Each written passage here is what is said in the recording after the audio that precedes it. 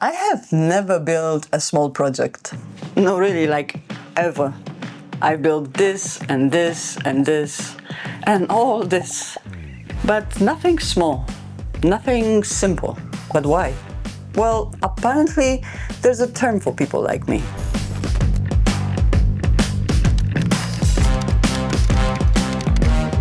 That's fair, right? If this is my learning process, this is what I should stick with, right? Well, not necessarily. Small, simple projects feel boring to me, and that's fair. But recently I started to think that skipping on them makes me skip on 3 very important things. Number 1, craftsmanship. Small projects are way less forgiving, and your mistakes show much more than on bigger scale projects. Which means you have to work on your craft to avoid making those mistakes. Number 2, patience. In the world where our brain is overstimulated by pretty much everything, I feel like being able to finish small projects without jumping to the next big dopamine hit, it's a skill I really want to have. And finally, the thing number 3, gift opportunity.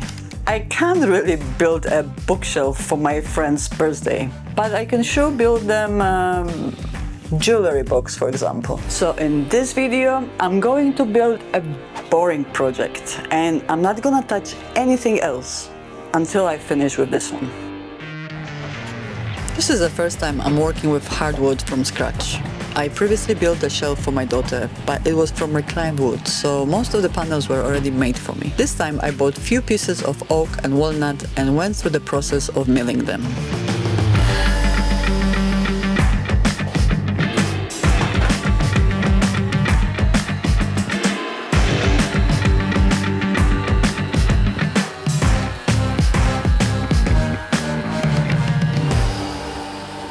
With all the wood milled, I moved to the table saw to cut all necessary pieces. You can see here I was trying to cut through the wood way too fast and I was burning it. So I changed the technique and did a few passes, raising blade each time for better results. I also realized it was time to change the blade in my table saw, which I did off the camera, and that made everything much easier.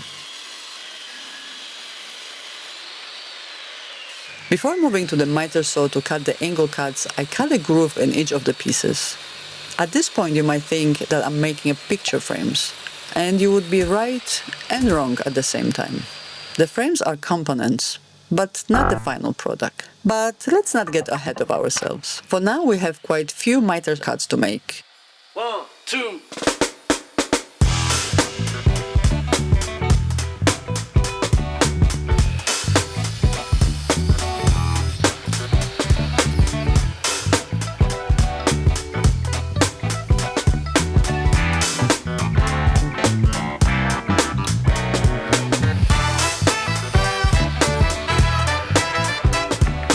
Before I could glue the frame together, I needed to cut pieces of the backing. I used 1.6mm basswood sheet I had in my stock, and even though the sheets were not long enough for what I needed, I made it work.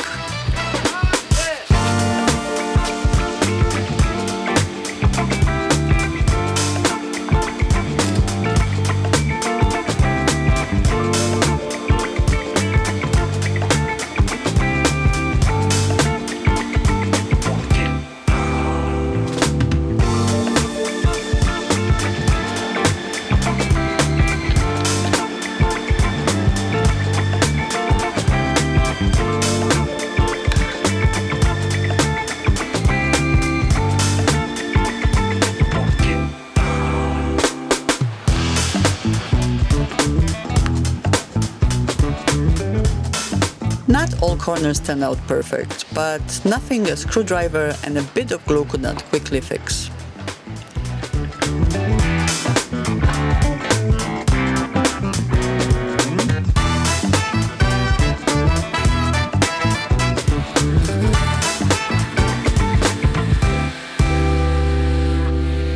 The main problem with building the frame the way I did is that you glue 2 pieces of wood end grain to end grain. If you don't know what end grain is or how it works, imagine a bunch of straws instead of piece of wood. This part at the top is what end grain looks like. Porous surface that absorbs the majority of the glue you throw at it. which doesn't make for the very strong connection and requires some kind of reinforcement. For my project, I decided to use a walnut splines, which will increase not only strength, but also the aesthetics of the frame.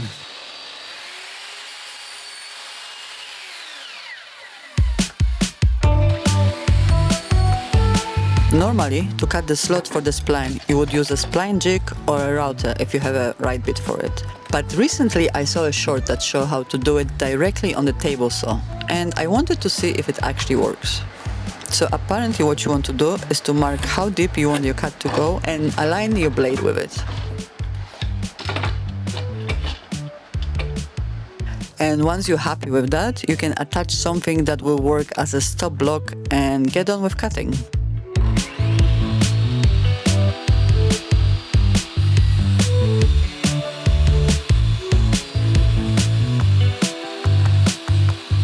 This method worked like a charm, so if you don't want to build a jig, this is a great alternative.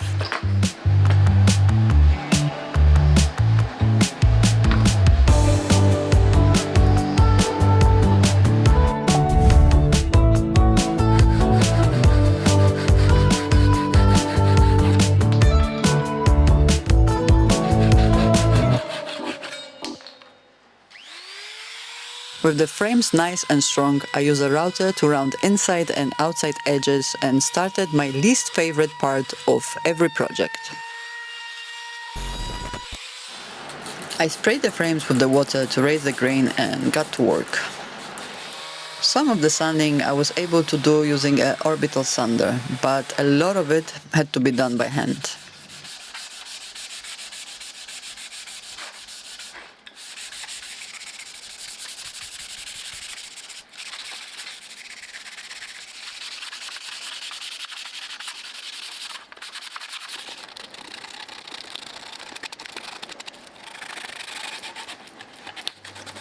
After properly testing my patience, I could move to the office to apply the finish. I used a paint thinner to remove any oil or grease that could have been on the wood and used the oil-based poly as a finish.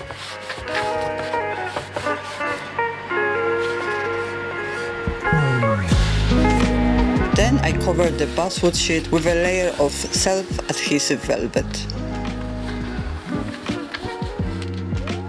For the longest time, I was trying to figure out the best way to connect the two frames. In the earlier stages of the build, I tried out few different looks and eventually settled on what looked like a wider popsicle stick. I made a tried out piece and sanded it to the final form to make sure I'm fully happy with the result before using it as a template to make other three legs. It took me a hot minute to figure out the best way to position the trays so that I can attach the legs the way I wanted.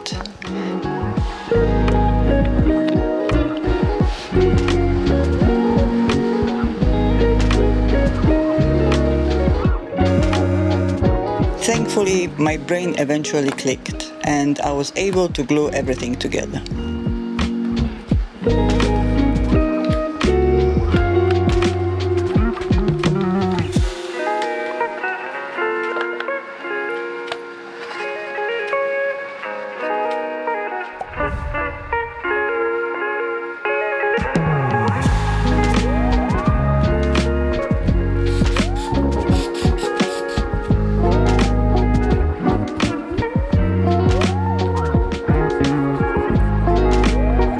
Once the glue dried enough for the legs to hold the weight of the upper tray, I used an old tracing with the pencil trick to make a template to drill the support holes.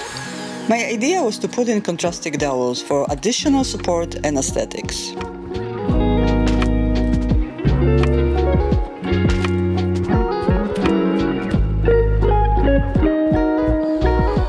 My first thought was to use oak dowels for the nice contrast since the legs were made of walnut. But then I remembered I recently bought brass rods, so I decided to go with those instead. I was going to use epoxy to attach them, so I sanded the rod a bit to create a better grabbing surface before cutting it into smaller pieces.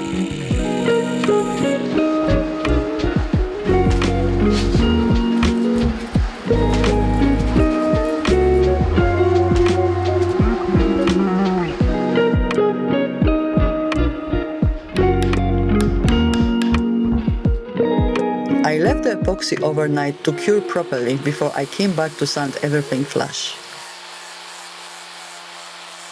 One problem with epoxy is that it takes a long time to fully cure, and if you heat it up before that, it will melt, which is what happened here when I used my sander. The heat created from sanding melted the epoxy and everything started to slightly move on me. So as soon as the brass was flush with the wood, I switched to hand sanding.